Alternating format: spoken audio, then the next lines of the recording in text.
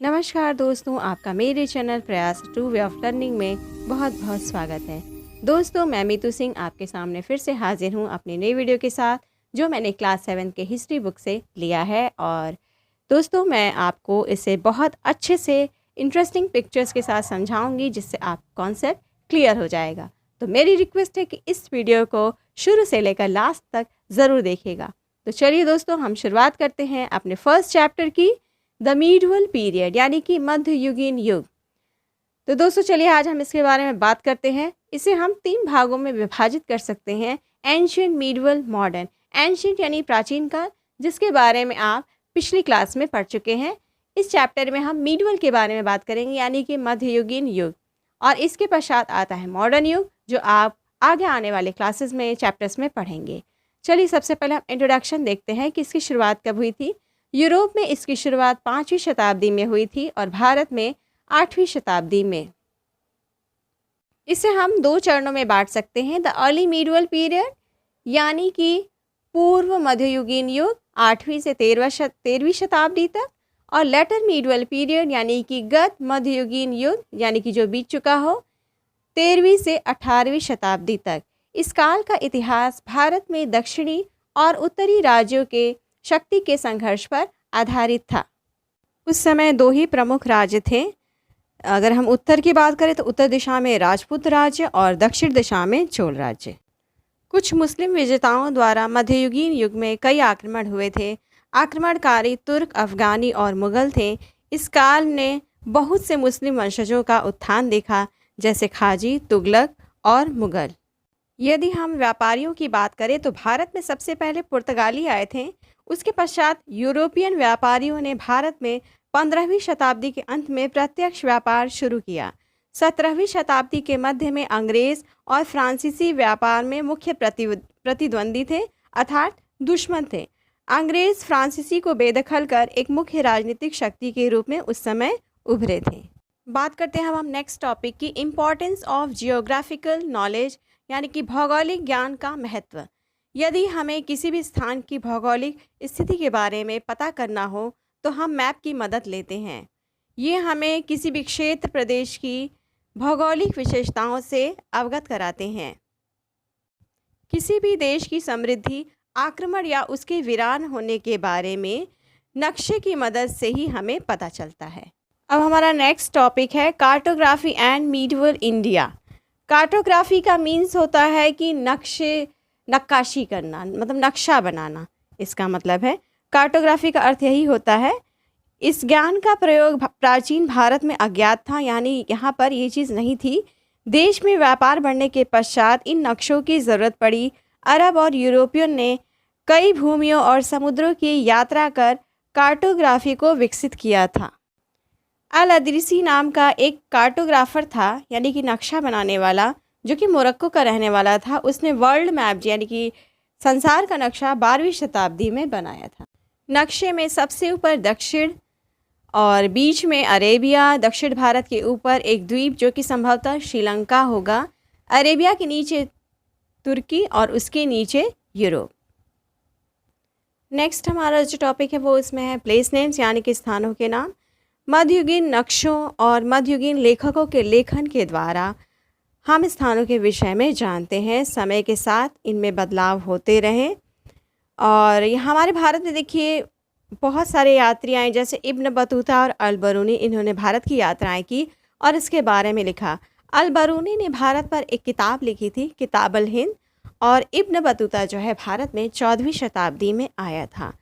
इनकी यात्राओं के पश्चात इन्होंने जो भी भारत के बारे में लिखा, हमें उसके द्वारा जानकारी प्राप्त होती रही। इसके बाद हमारा नेक्स्ट टॉपिक आता है कीपिंग रिकॉर्ड्स यानी अभिलेखों का रखरखाव। अभिलेख क्या होते हैं? जो पहले ज़माने में जो कुछ भी दर्ज किया जाता था, लिखा जाता था, इंस्क्रिप्शंस जैसे प्रहस्तीज, ये सारे इसके एग्जाम्पल्स हैं। मध्ययुगीन युग में प्रशासन जटिल था और व्यापार एक बड़े पैमाने पर था। ऐसे में इन अभिलेखों को, इन रिकॉर्ड्स को रखने की ज़रूरत पड़ी। उस समय कागज़ का प्रयोग बहुत आयत में था, क्योंकि उस समय टेक्नोलॉजी इतनी हाई नहीं थी। इन सभी को पुरालेख में संचित किया जाता था, उनका संग्रह किया जाता था। पुरालेख क्या होता है? आर्चिव्स, जिसे हम इंग्लिश में कहते हैं। मैं आपको इसका समझाती हूँ। आर्चिव का अर्थ पुरालेख होता है। आर्चिव वो होती हैं जैसे जो हिस्टोरिकल डॉक्यूमेंट्स होते हैं, हम उनका जो कलेक्शन रखते हैं उसे हम आर्चिव कहते हैं। मध्ययुगीन दस्तावेजों में राज्य की आय, भूमि की स्वीकृति, साहित्यकार मतलब जितने भी साहित्यकार थे लिटरेचर से रिलेटेड, विज्ञान, इतिहास और यात्रा पर आधारित यानी कि ट्रैवल पर, जैसे प्रहस्ती और ईयोलॉजी जो कि प्रशंसा पर लिखी जाती थी। ये सारे अभिलेख होते थे, मतलब जो कुछ भी वो करते थे, वो किसी की तारीफ भी करते थे तो उसको रिकॉर्ड कर लेते थे, उसी को हम ईयोलॉजी और प्रशस्ति कहते। वो उसके फॉर्मेशंस थे। जैसे कि कल्हड़ की राजतरंगिणी एक अपवाद पर आधारित थी। ये वास्तविक दस्तावेजों, अभिलेखों और तथ्यों का अंकन थी। राजतरंगिणी में क्या था, ये ओरिजिनल डॉक्यूमेंट्स पर बेस्ड थी, रिकॉर्ड्स इसमें सारी चीज़ें होती थी जो, और कुछ फैक्ट्स इसमें होते थे। हमारा नेक्स्ट टॉपिक है ग्रोथ ऑफ न्यू लैंग्वेजेस, यानी कि नए भाषाओं की उत्पत्ति कैसे हुई। संस्कृत एवं पर्शियन भाषाओं का प्रयोग सरकारी तौर पर किया जाता था, यानी कि ऑफिशियली इनका यूज़ हो रहा था। प्रादेशिक राज्यों में प्रादेशिक भाषाओं का प्रयोग होता था, यानी कि रीजनल प्लेसेस पर रीजनल लैंग्वेजेस चलते थे। जैसे तेलंगाना में तेलंगानी, कर्नाटक में कन्नड़, सिंध में सिंधी, कश्मीर में कश्मीरी और उत्तर प्रदेश में अवधी, गुजरात में गुजरी। इस प्रकार सारी भाषाओं का प्रयोग होता रहा। अब हमारा नेक्स्ट टॉपिक है हिस्टोरियंस प्रॉब्लम। हिस्टोरियंस कौन होते हैं? जो इतिहास के बारे में लिखते हैं, खोज करते हैं। तो इतिहासकारों की समस्या क्या थी? कोई भी प्रिंटिंग प्रेस ना होने की वजह से लोग मैन्युस्क्रिप्ट्स का प्रयोग करते थे। ये मैन्युस्क्रिप्ट्स भी रिकॉर्ड्स थे जिसे हम अभिलेख कहते हैं। प्रायः स्क्राइब्स जिनकी नियुक्ति वास्तविक दस्तावेजों की नकल बनाना था। वास्तविक दस्तावेज यानी कि ओरिजिनल डॉक्यूमेंट्स की कॉपी बनाते थे, तो स्क्राइब्स इनकी पोस्टिंग होती थी। कभी कभी वह उन डॉक्यूमेंट्स की लैंग्वेज ही चेंज कर देते थे, भाषा ही परिवर्तित कर देते थे, जिससे इतिहासकारों को उन्हें पढ़ने में कठिनाई होती थी। दूसरी समस्या ये थी कि पुराने डॉक्यूमेंट्स पूरे समय बदलते रहे, यानी कि जिनकी भी नियुक्ति की जाती थी, जो भी पोस्टेड होते थे, उनमें वो मन मुताबिक बदलाव करते रहें, और यही समस्या का विषय था। जैसे एग्जाम्पल, मेलेच्छा शब्द का प्रयोग प्राचीन काल में आर्यन के लिए किया जाता था, आर्यन लोगों के लिए, और मध्ययुगीन में इसका प्रयोग विदेशियों के लिए होने लगा। इस प्रकार शब्दों का परिवर्तन हो रहा। नेक्स्ट हमारा टॉपिक है new social and political groups, यानी कि नए सामाजिक और राजनीतिक समूह। मध्ययुगीन युग में बहुत सारे सामाजिक समूह उभर कर आए। इनमें से कुछ राजनीतिक रूप से सशक्त हो गए, जैसे राजस्थान के योद्धा राजपूत कहलाने लगे, सिख जो कि पंजाब का धार्मिक समूह था, जाट हरियाणा के किसान, अहोम जिन्होंने आसाम को जीतकर शासन किया, मराठा जो महाराष्ट्र के योद्धा थे। बहुत सारे सामाजिक समूह जातियों में समाहित हो गए, जैसे राजपूत क्षत्रिय में कृषि और व्यापार बढ़ने के साथ धनी जो भूमिपति थे, लैंड ओनर्स थे, वो व्यापारियों में ऊंचा सामाजिक स्तर प्राप्त कर लिया। उन्होंने कुछ जंगल के निवासी कबीलों के समूह और कुछ बाहरी जाति के लोग शूद्रों में गिने जाने लगे। अब हमारा नेक्स्ट टॉपिक है जातीज। जातीज क्या है? नए धंधों के बढ़ने के साथ कुछ उपजातियां उभरी, जिन्हें हम जातियां कहते हैं।